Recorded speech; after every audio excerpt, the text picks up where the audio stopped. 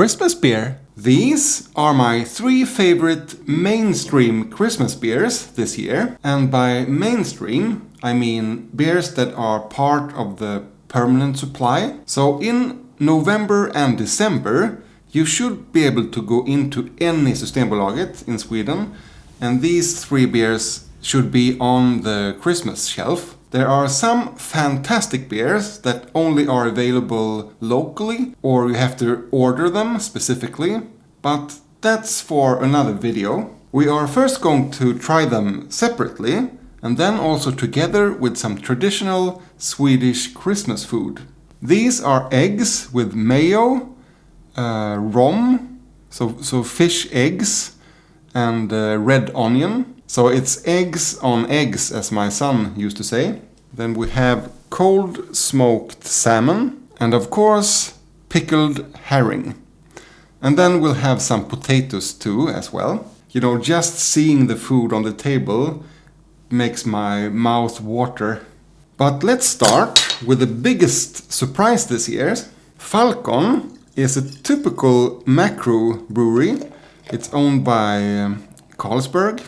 So it should be cheap and also appeal to the masses, so to speak. This is about half the price from the other beers that are from more craft beer breweries. So it will be interesting to compare them side by side. It could be just, the pleasant surprise of it. Let's have a little sniff. A little bit of nice soft figs. Dark sweet bread. Orange, but more, sweet orange or orange zest than bitter orange. Maybe a hint of smokiness as well. Smells inviting. Let's dig in. Skål. It is pretty sweet, and then it has that dry maltiness in the finish, which I often fall for. It's a trap! A bit of grapefruit or lemon seed bitterness, but just a little bit. The malt doesn't taste as dark or roasted as it implied in the aroma. More of white bread, a bit heavier bread. It's that kind of beer that probably won't anger anyone. And to me it's just something typical about this kind of beer for Swedish Christmas. A dark lager that is lagom, as we say in Swedish. Not too little, not too much, just perfect. Lagom. As you can see, I actually bought the Falcon glass, and that was just because it was such a pleasant surprise. But can it hold up to the next one? Which is Nils Oscar Kalasjulöl. So Christmas party beer, you might say. This is one of my favorite breweries, but they don't always get it right, in my opinion. But yeah, they usually do. A bit too much foam still maybe, but let's have a little sniff. Yeah, it's a smell I associate with smaller breweries in Sweden, and also some German lagers. Let's see if we can get through the foam. But first impression, it didn't smell like dark lager. It only contains water, barley malt, hops, roast barley and yeast. So no spices or anything like that, which is kind of common as well. I get a little bit of nutty aroma. It feels milder than hazelnuts, maybe more like boiled almonds. Alright, now that I can peek through the foam, I get some more darker notes as well. A little bit of coffee and dark chocolate. Orange zest as well. But let's dig in. Skål!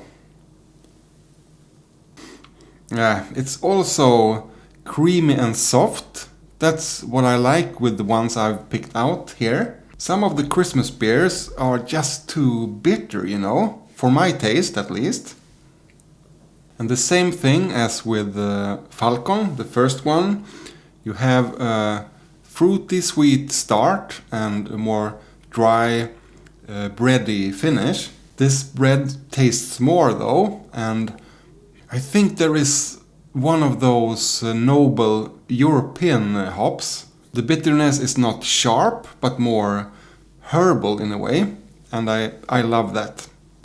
Also orange zest mixed with a pinch of grapefruit. But for me, it's mostly the aftertaste that makes this beer great. It just lingers so nicely, and you want to enjoy it, and at the same time, you're thinking about the next sip. That's a good sign. So I would say these two first are similar in style, and I'm guessing it kind of builds on the German Dunkel style, but I haven't dug into that enough yet to know. But if we go back now to Falcon, just to compare, always interesting. It's lighter, more of the figs, and not the same lingering nice aftertaste. It's still nice, but it has some macro qualities, I guess. It's like, do you want something tasty that everyone can enjoy and you don't have to think about as much? This is great, I think. And now Mysingen from Nynäshamns Ångbryggeri. I don't think I've tasted a single beer from this brewery that I didn't like. This is an ale with water, barley malt, wheat malt, oat malt, rye malt, 5 kinds of hops, yeast, muscat, cumin, I think it's actually called, cloves, vanilla, and orange zest. So a lot of added spices, unlike the first two ones. Let's have a sniff. I get a sweet, almost perfumey aroma as, the first contrast compared to the other ones. Raisins, or almost like a strong red wine, port kind of note. It could be the muscat that is kind of confusing me a bit. A little bit of coffee and a faint smoky aroma. Nice. Let's dig in. Skål! This is a different kind of beer, but like the other two, the bitterness is low or medium to low, which I appreciate. There is a bit of dark bread in the finish, and also what I would assume is a more noble hop bitterness, or maybe there is a bit of modern hops there as well, a tiny little bit of a stingy bitterness, but it starts off sweet and a bit sour. In this one I would say bitter orange, I think, and a bit of that sharp sweetness that comes from dried apricots. After a few sips I get a bit of booziness. It's 6.0% ABV, so not super strong. Maybe something to do with that bitter orange. Could it be some overripe fruit as well? I only say that because booziness and the overripe fruit aroma often collides in my experience. But I wouldn't say there is in this beer actually. Maybe some sort of berries. Let me look up a word. Blackberry, of course. I could be out cycling though, as we say in Sweden. Meaning I could be completely wrong. Yeah, it's some sort of berries there, I think, at least. So it feels complex and is not focused on the malt the same way as Nils Oscar. I would say if I should drink these beers just as standalone beers, I think I would choose Nils Oscar Kalasjulöl actually. But let's try them now with the Swedish Christmas food. So we'll go back to Falcon and start with the most important thing, the pickled herring. If I go through these, this one is called fransk löksill, French onion herring, and that's a kind I use for all the Swedish holidays. Not only Christmas, but Easter and Midsummer as well. Then we have senapssill, mustard herring. This to me is specifically for Christmas only. I never buy this for the other holidays. This one is only called inlagd, so I guess, pickled herring only. I haven't bought this for a couple of years because I thought it was kind of boring, I think. But since it is one of the most traditional, I thought I'll have it this time. So a bit of the French onion one, since that's my go-to. That's a nice combination with this is very salty and fat. I think I'll eat a little bit of everything and see. Yeah, so it gets a bit of a metallic taste together with the cold smoked salmon. And with 2 of the pickled herrings, I actually felt maybe it should have more bitterness. It worked best with the mustard one.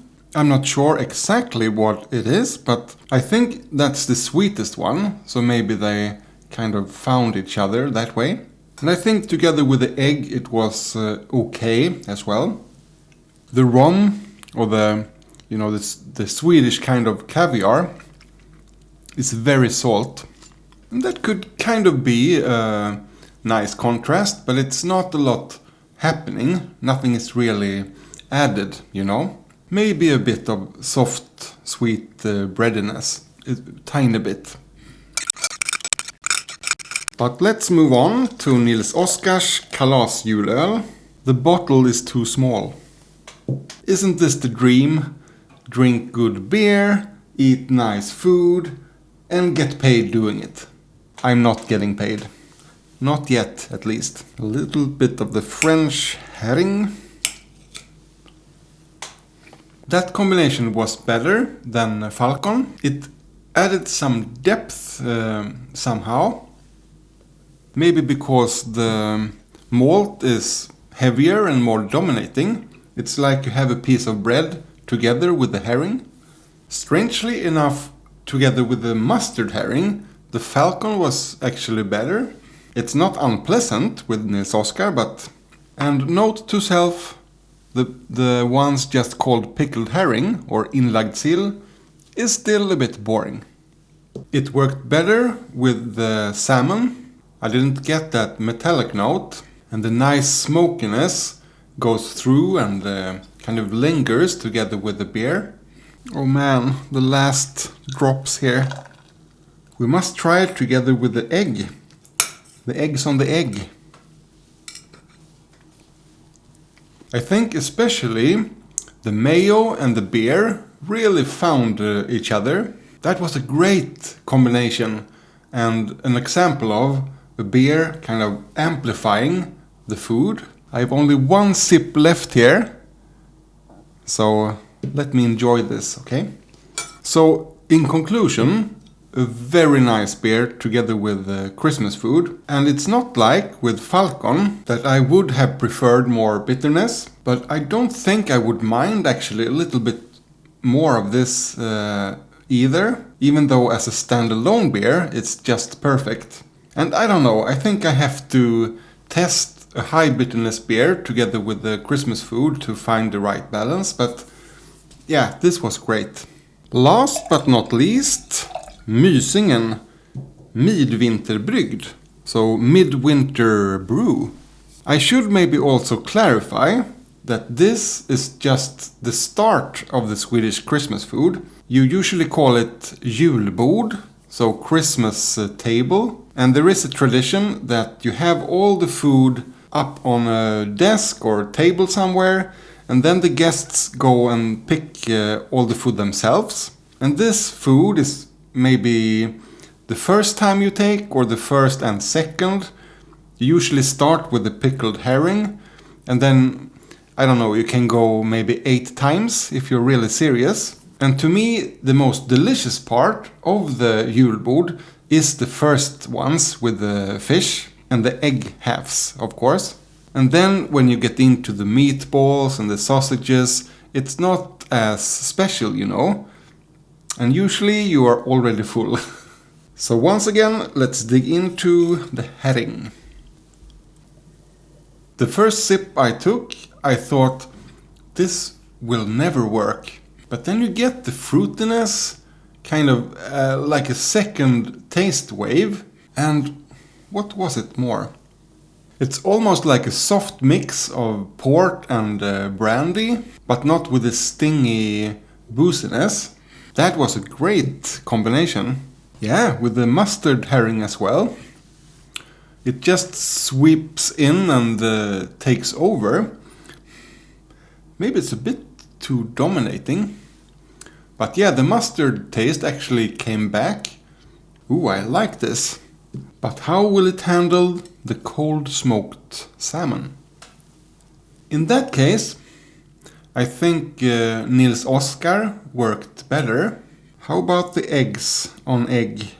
That's kind of pleasant as well. But I think the big thing was it worked so well together with the herring. Yeah, even with the boring one, it kind of amplifies the taste and makes it better somehow. So I don't know if anyone else than Swedish people specifically are interested in this, but I would say for the pickled herring, choose Mysingen. That's a great combination. And when you get to the cold smoked salmon and the egg halves, if you still have a bit left in this bottle, it's okay, but as soon as possible you should change to Nils Oscar, because that's an even better combination for that one. And then you can save Falcon for the meatballs and the sausages later, when your taste buds are a bit more numb. This is a great Christmas beer for the price, but it was only so and so together with the fish side of the Christmas table in Sweden. Check out more Swedish beer videos in this playlist, and remember, drink responsibly!